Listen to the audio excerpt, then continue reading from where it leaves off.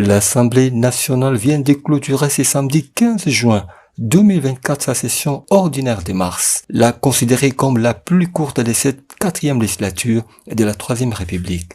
Il faut rappeler que la session extraordinaire inaugurale a pris plus de temps que prévu, de manière à entamer presque 2 mois de cette session ordinaire. Quoi qu'il en soit, cette session a eu le mérite d'investir le nouveau gouvernement de la 4e législature dirigé par Judith Suminwa Tuluka. Et à cette journée de clôture, des questions essentielles étaient à l'ordre du jour, à savoir le vote du rapport de la commission chargée d'examiner le réquisitoire du procureur général près la Cour de cassation et la demande d'une loi d'habilitation introduite par le gouvernement de la République et présentée par le ministre d'État, ministre de la Justice et garde des Sceaux, M. Constant Moutamba. À l'issue de cette plénière, quelques élus nationaux ont réagi à nos micros. Ce sont tout à fait spéciales parce que on a pas mal parlé de choses qui concernent la vie de la population congolaise. Je voudrais vous parler entre autres l'insécurité. Nous avions plus insisté sur l'insécurité. La vie de la population congolaise aussi, parce qu'il y a aussi l'investiture du gouvernement, de la première ministre Judith Suminwa, mais il y a également tout ce qui concerne les dossiers au niveau judiciaire, parce que n'oubliez pas qu'il y a un dossier des lampadaires et un dossier encore que nous avions orienté. On a orienté la justice et nous avions aussi les validations des mandats. Nous avions pas mal de dossiers. Mais sinon, ce qui est important qu'il faut retenir est que cette nouvelle législature, les députés est vraiment motivés et déterminés pour changer la situation, la vie de la population congolaise. Nous ne voulons pas que les choses se jouent entre de cache-cache pour que la situation soit flouée au niveau de la population. Là, je voudrais épingler à ce qui concerne les émoluments des députés. Nous étions dehors, on apprenait toujours 21 000, 31 000. Il y a des internautes qui écrivent du n'importe quoi, mais je veux vous rassurer, vous avez suivi le président, Gamir le dit, il y a 14 millions, c'est-à-dire au jour d'aujourd'hui, ça fait 5 000 quelques dollars. Donc qu'on ne change pas la donne, nous, ce n'est pas l'argent qui nous intéresse. Nous sommes venus apporter également notre touche pour que la population, nos bases, se retrouvent, que la situation change au Congo cette fois-ci. Écoute, pour moi, c'est une session qui est tout à fait expérimentale. C'est ma première fois d'arriver à l'hémicycle ici.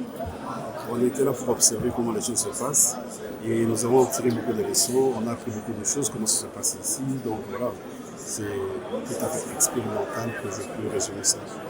Et nous avons accepté ce gouvernement, c'est nous qui l'avons investi. Donc nous sommes tout à fait d'accord avec ce gouvernement et on va l'accompagner pour la réussite de tous les projets du gouvernement.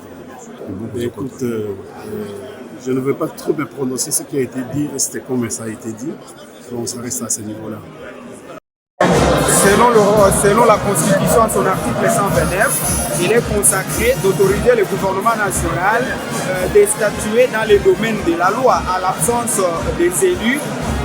Donc on ignore que la session ordinaire de mars se clôture aujourd'hui. Il a fallu laisser quand même l'autorisation au gouvernement national de poursuivre avec les travaux pour ce qui concerne les domaines de la loi. Nous sommes très contents que le gouvernement n'a pas voulu le faire de lui-même. Le gouvernement a sollicité l'écriture des élus du peuple au niveau national pour obtenir cette autorisation-là. De cela, nous comptons que, parce qu'au-delà de ça, le gouvernement a demandé l'autorisation de ratifier certains accords qui concernent vraiment l'importance de la République. Nous avons accordé l'autorisation au gouvernement national et nous sommes contents qu'au retour, on va évaluer si le gouvernement va utiliser conformément à ce qu'il nous a demandé. Mais néanmoins, on ne peut pas laisser passer sous silence. Cette session de mars qui vient de se clôturer aujourd'hui a été beaucoup plus dominée par un seul fait. Le fait, c'est quoi? C'est l'investiture du gouvernement, Madame Suminwa Tuluka. Nous avons un mot, ou nous aurons un mot à dire à notre population qui nous a mandaté ici. qu'en leur nom, en leur compte, nous avons investi le gouvernement national composé de 54 ministres. Et le gouvernement, comme veut la Constitution, son article 90, avant d'entrer en fonction, Madame la Première ministre s'est acquittée d'un devoir le plus agréable, celle de présenter son programme d'action devant les élus du peuple, qui, après l'adoption de ce programme à la majorité absolue, de facto, les ministres ont été investis. Quant au programme, nous avons trouvé qu'il y avait d'ambition. Et surtout, ce programme était consacré sur l'amélioration du social du Congolais, dans son volet sécurité à l'Est. Nous sommes d'accord qu'aujourd'hui, l'Est de la République, la population vive dans une situation vraiment très alarmante. Il a parlé aussi des routes comptes nationales et des dessertes agricoles. Madame la Première ministre a promis qu'elle va améliorer la desserte en eau potable sur toute l'étendue de la République.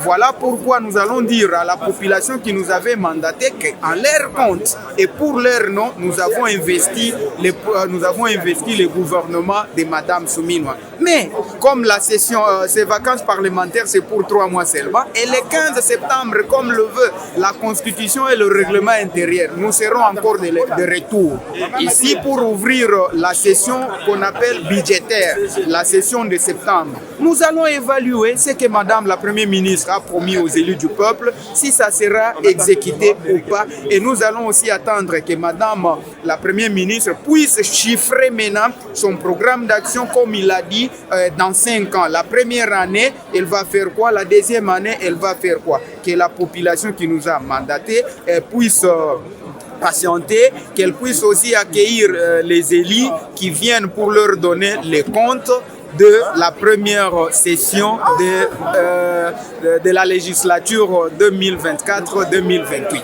Aujourd'hui, c'était la clôture de la première session du 31 mars. Nous avons clôturé pour que nous puissions aller dans nos bases, aller voir ce qui se passe là-bas et puis faire les rapports et puis nous amener encore le 15 septembre. Oui. Oui, parce que nous sommes là, il faut aller sur le terrain, voir ce qui se passe là-bas, venir quand même parler, puisque nous sommes pas, on nous a élus, pas pour rien, on nous a élus, c'est parce que nous allons défendre s'il y a un problème chez nous là-bas, et nous allons amener ça ici. Comme on peut s'en rendre compte, la prochaine plénière à l'Assemblée nationale est fixée au 15 septembre prochain de l'année en cours.